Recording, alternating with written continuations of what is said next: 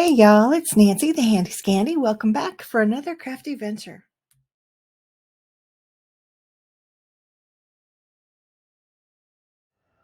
Hey y'all, welcome in, welcome in. I wanted to come on today and just do a couple project shares and talk about how I made this background. So this is from Sweet Miss Daisy's newest release. We have the Trick or Treat stamp set, and we also have Open If You Dare. And I'm hoping that that light isn't glaring too much, so I hope you can see.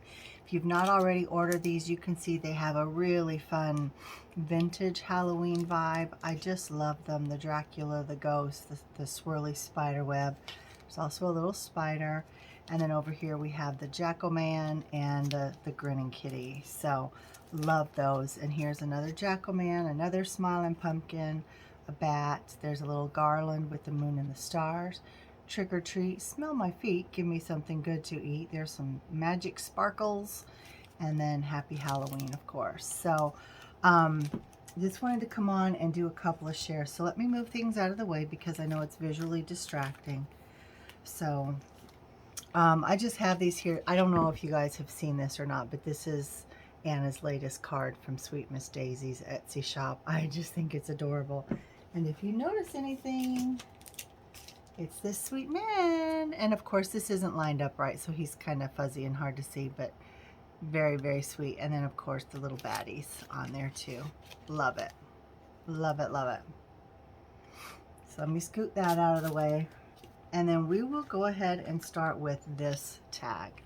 So on this tag, I don't remember the names of the tags that I've used, but it's this tag and die set. These are by Anna, but they're from Impression Obsession. And this is the tag that I used.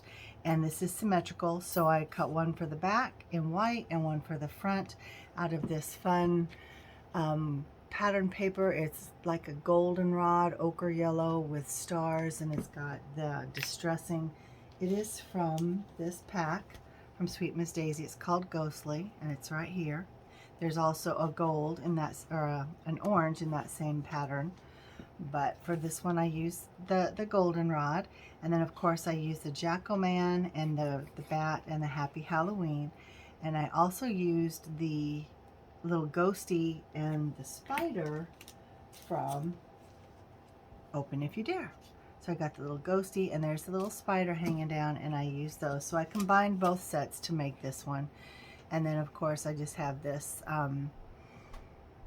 gingham ribbon from my stash and this Chanel that was gifted to me by Miss Anna. All these little spools of Chanel yarn were gifted to me by Miss Anna. So but I just really love this. Colored them all up with my Olos and just had a good time making those. I thought they were super, super, super cute. In love with that.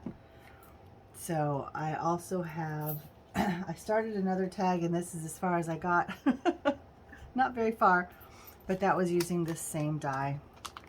And I can't recall if that comes from the Halloween mini gingham or if it's the Harvest mini gingham. I think it's Halloween. Yeah, it's that purple and that yellow.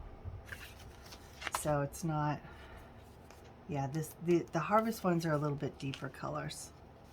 You can see, look in there, they're a little bit deeper. They're similar, right? But, you know, Anna and I have talked, we want gingham in every single color, every single tone, shade of color. Yeah. So, all right, so we have that one, and then I used this die to create this little cutie patootie. So again, I used a pattern paper from Ghostly and just a piece of white on the back. And then I used one of those fun ginghams in a scallop die. And now the scallop is just from my stash. I can't remember where it's from, but then I stamped her out, colored her up with my Olos, fussy cut her, and then just adhered her very simply in a piece of ribbon from my stash. Very, very simple. And then for the next one, I've used this spider web die. Again, it's an Anna design, but it's through Impression Obsession. And then I made both of these cuties. I've got the grinning cat and the grinning pumpkin. Use that little spider web piece. And this is an example of that orangey color of this same pattern paper. So you can see I use that same scallop die but with some glittery white paper in the background. Super cute. And then I use the black gingham again to line them both, just so that the backs were pretty, right? So that you don't see ugliness on the back side. But I thought those were super, super cute and a great way to use this die right here. And then for this one, I used, oh, again, I don't remember what these are called, but I used this die.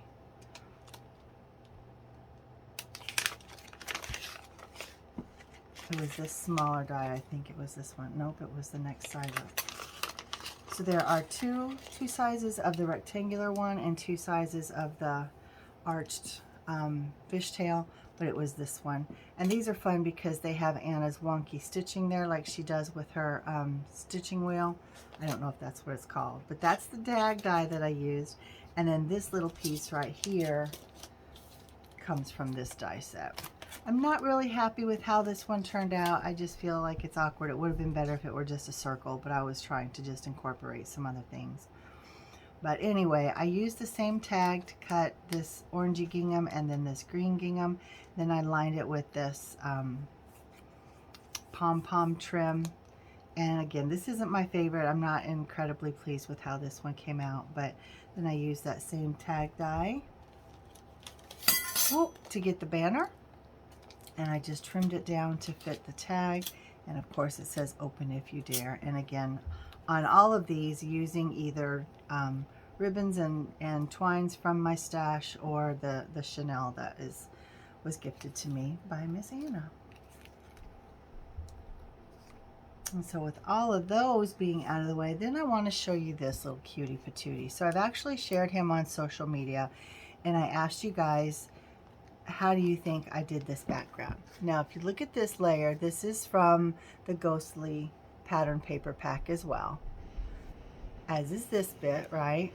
And this little trim is from Target. Actually, it was in there, I don't know what they call it, but it's that less expensive area when you go in. So it's a trim like this. It's a felt ribbon trim, but it's all bats, obviously. This one is trees. I can't find the bat one, but it came like this. Oh, this is holiday. This looks like it was Joann's. Yeah, this one was Joann's. This one I know was Target. But at any rate, it came in a spool similar to this, but it was from Target. But I don't know where it is right now. But with that being said, in terms of this background, you know, we all have our packs of paper or our stamps and our dies and whatnot, and we store them in different ways, right? Often I will just leave them in the plastic that they come in. But once this starts to get tattered and worn, then I have to look for a different option. And I have some that are stored in these. These I want to say are from, oh, I don't even know. I want to say I got mine from Spellbinders, but I don't really like the pleats, and I don't like this part because it just, I don't know. It makes them bulkier than they need to be. I love the expandability, but that's not my favorite option. My favorite option has quickly become these. And I can't even remember where I got these. I may have gotten these from the Whimsy Stamps website, but I'll have to do some research and see. But with that being said, the pack, this insert, I don't know what to call it, is too big for these. You can see, like it barely, well, I can't even say it barely fits. It doesn't fit because it's the exact same size. I will show you what I mean. So if I go to put this in here, you'll see it just doesn't fit. Right? It doesn't fit. So I have to trim it down. But I don't want to lose any of the information. I don't want to lose any of the design work at the top. So I take my little tabletop guillotine and I just trim it down a little bit. I trim off a little bit on this side, a couple rows of stripes, and then I flip it over and I do this side, a couple rows of stripes, and then I have these strips in yellow and I have the strips in blue, just depends. But then my insert fits perfectly into this pack, right? Fits perfectly in there. And then I can put my stamp set in there as well, if only I could find it.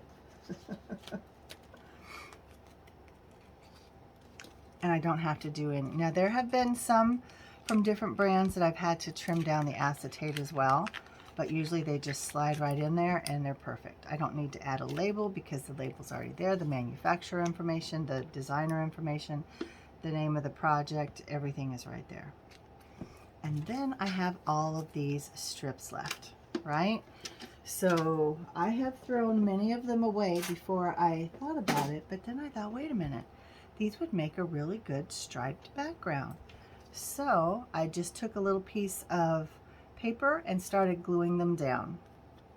So that's exactly what I've done here. I just glued them down. I didn't pay attention to this side, but I just glued them one after another, after another, after another. And then I ended up with something like this. And then I added the batt trim to it. And then I took a die and I cut out this little panel and I adhered it down. And that, my friends, is how I made that background. Isn't that fun? That's a bunch of different strips from the packaging insert that I needed to cut down, and I did not want to waste those sweet strips. I love a traditional stripe. I love a mattress ticking, all those kinds of things, and I thought, let's not let that go to waste. So here is another example of something similar where I had this beautiful paper that I created in the background for a bunch of leaves for a couple other projects, and I did not want to waste this beautiful Distress Spray stained paper. So this was on watercolor card, and I just made several different sheets of it and cut it down into different leaves, but then I had these strips, and so I just made a space between them, wasn't worried about exact spacing, wasn't worried about the width of the strips. I just glued them down and then die cut it out, and it makes a sweet little background. So this one is the same idea with the strips cut out and then die cut, glued down, and then you have this sweet little background. So that, my friends, is how I did that background. So hopefully as you're, trimming down your packaging, or even just thinking about throwing your packaging away, look at that in a different way. Can you use it in a way like this? Can you make die cuts out of it? Can you create just layers? If maybe it's chipboard that you're about to throw away, or a cereal box, or a tea box. Can you use that material to create something else in your craft room? Save you $1, repurpose some trash, and maybe end up with something super, super cute like that. So just my 2 cents, just my thoughts, and I'm thankful that you spent this time with me, allowing me to share my process, my thought process, and these adorable makes with the new Sweet Miss Daisy stamp sets called Open If You Dare and Trick or Treat. And I hope that you will hop on over to the Etsy shop and see what she has available, and stay tuned because there's so much more coming up for the change of seasons and the holidays, and yeah, you just want to stick around. So again, thanks for spending this time with me, and until next time, this is Nancy, the Handy Scandy. Mwah. And I'm out. Bye-bye.